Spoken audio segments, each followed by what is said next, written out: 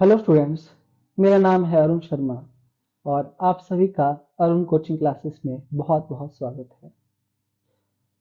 आज मैं आपको करवाऊंगा बेसिक एलिमेंट्स ऑफ डेप्रिसिएशन, जो बहुत ही इम्पॉर्टेंट है। सो स्टूडेंट्स, यहाँ से हमारे न्यूमेरिकल्स शुरू हो जाते हैं। सो फर्स्ट ऑफ ऑल पर आपको थ्योरी को अंडरस्टैंड करना बहुत ज़्यादा ज़रूरी है। सो यहाँ बताया गया है जो इसका फर्स्ट बेसिक एलिमेंट है डेप्रिसिएशन का, वो है cost of the asset. To estimate depreciation, the total cost of asset should be known। तो जो डेप्रिसिएशन होती है उसको एस्टिमेट करने के लिए, उसको फाइंड आउट करने के लिए फर्स्ट ऑफ ऑल आपको जो एसेट है उसकी टोटल कॉस्ट का पता होना चाहिए। उसकी टोटल कॉस्ट क्या है? So total cost of an asset does not include only the purchasing price of the asset। जो टोटल कॉस्ट होती है एसेट की, उसमें सिर्फ और सिर्फ एसेट की परचेज प्राइस ही नहीं आती, but it also includes the freight and installation charges. So original cost किसके बराबर होती है? Purchase price freight plus installation charges के बराबर। फ्रेट मतलब जो भी हमने किराया भाड़ा दिया होगा एसेट को यहाँ से वहाँ पहुँचाने के लिए। दूसरा, इंस्टॉलेशन चार्जेस, जो भी मशीनरी को इंस्टॉल करने के लिए जो चार्जेस लगे हैं वो सारे के सारे ऐड हो जाएंगे और हमारे पास क्या हो जाएगी?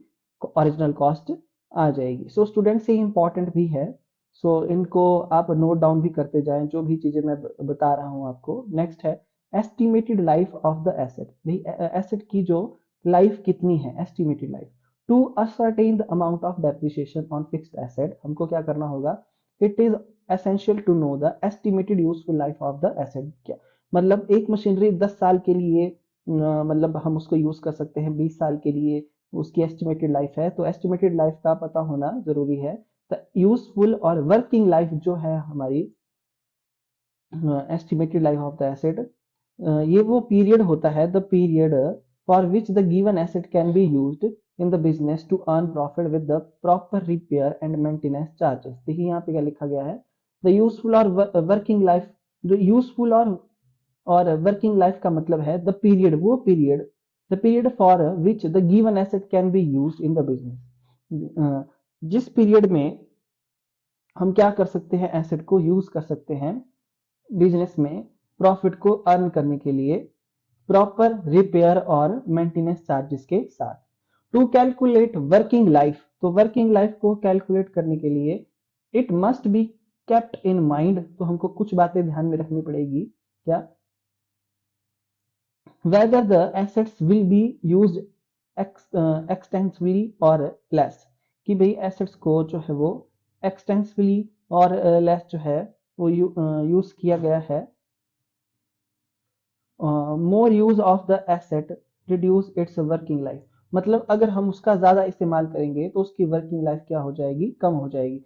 सो आई होप आपको इतना समझ में आ गया होगा कि एस्टिमेटेड लाइफ का भी पता होना हमको चाहिए कि क्या उसकी एस्टिमेटेड लाइफ है। सो नेक्स्ट है स्क्रैप वैल्यू और रेजिडुअल वैल्यू या salvage value of an asset. तो स्क्रैप का मतलब सबको पता है, कबाड़ होता है। तो यहाँ लिखा गया है स्क्रैप वैल्यू और residual value of an asset is the selling price of that asset at the end of its estimated useful life. जैसे कि एसेट को मैंने 5 साल तक यूज किया, तो 5th साल के एंड में जो भी एसेट की वैल्यू जैसे 50,000 बनती है, तो ये उसकी स्क्रैप वैल्यू होगी। क्या होगी? Scrap value. स्क्रैप वैल्यू का मतलब क्या हुआ? It is the selling price of that asset at the end of its estimated useful life। So to ascertain the depreciation, इसलिए जब हम depreciation को क्या करेंगे, फाइंड आउट करेंगे, तो हम टोटल कॉस्ट में से क्या माइनस कर देंगे? स्क्रैप वैल्यू को हम माइनस कर देंगे। तो यहाँ पे लिखा गया है difference between the total cost and the scrap value यानी कि residual value is the amount written off over the useful life of the asset. So the amount to be written off off over useful life of asset is equal to, यहाँ पे लिखा गया है the amount to be written off, जो हमको write off करना है over useful life of asset. कैसे उसको फाइंड आउट किया जाएगा? Total cost minus scrap value यानी कि रेजिडुअल वैल्यू। जैसे कि यहाँ पे लिखा गया है एक मशीन को हमने परचेज किया है और उसकी वैल्यू 20,000 है। 2,000 हमने फ्रेट पे किया और 500 रुपए इंस्टॉलेशन चार्जेस जो है हमने पे किए हैं। और उसकी जो एस्टिमेटेड लाइफ है, एस्टिमेटेड यूजफुल लाइफ, वो 10 ईयर्स है। और इसकी जो स्क्रैप वैल्यू है वो 2500 रुपीज है। तो total depreciation on a machine during its whole life will be calculated. तो कैसे उसको कैलकुलेट किया जाएगा डेप्रिसिएशन को? सबसे पहले हम क्या करेंगे, जो भी हमारा परचेज प्राइस है, फ्रेट है, इंस्टॉलेशन चार्जेस है, स्क्रैप वैल्यू है, उनको हमने यहाँ पे ऐसे लिख दिया। उसके बाद जैसे कि मैंने आपको बताया था कि 20,000 की हमने मशीन को खरीदा था और 2,000 हमने क्या किए हैं, 2,000 रुपीज हमने फ्रेट पे किया है। तो 20,000 प्लस 2,000 हमने फ्रेट पे किया है, प्लस 500 रुपए इंस्टॉलेशन चार्जेस के हैं। और ये हमारी टोटल कॉस्ट आ जाती है 22,500 रुपए। इसमें से हम स्क्रैप वैल्यू माइनस करेंगे, और जो स्क्रैप वैल्यू कितनी दी गई है, 2500 रुपीज।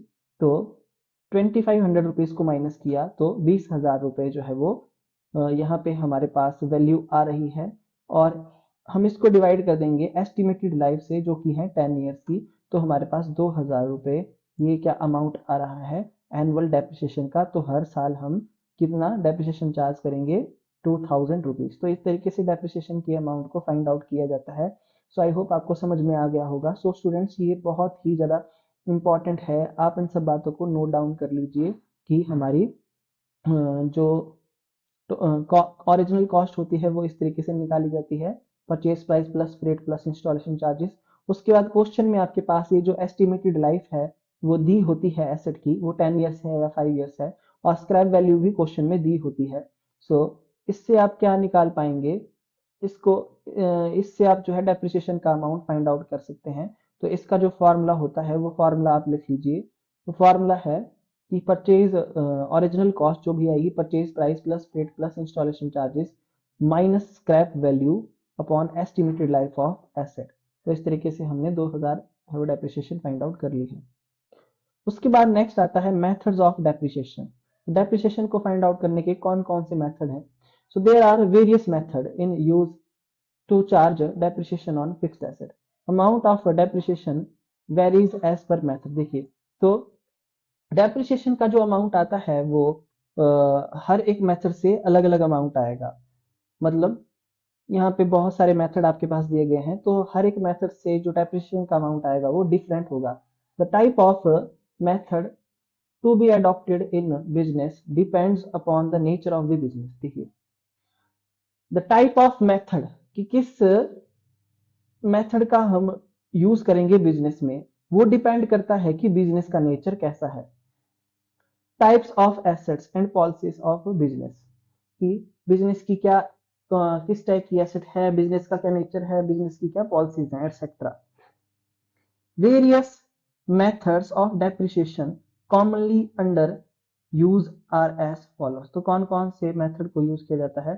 स्ट्रेट लाइन मेथड और fixed installation method, written down value method और diminishing balance method, reducing installation method. So students, आपके इस बुक में, ये इस सिलेबस में ये पहले दो मेथड जो है यहाँ पे बताए गए हैं, और इन दो मेथड्स को हम यहाँ पे फुल डिटेल में पढ़ेंगे। नेक्स्ट है annuity method, depreciation fund method, insurance policy method, revaluation method, depletion method, machine hour rate method. तो ये 8 मेथड यहाँ पे बताए गए हैं डेप्रिसिएशन को फाइंड आउट करने के, जिनमें से पहले दो हम यहाँ पे पढ़ेंगे। नेक्स्ट है out of all the above first two methods are in the syllabus and are discuss as under.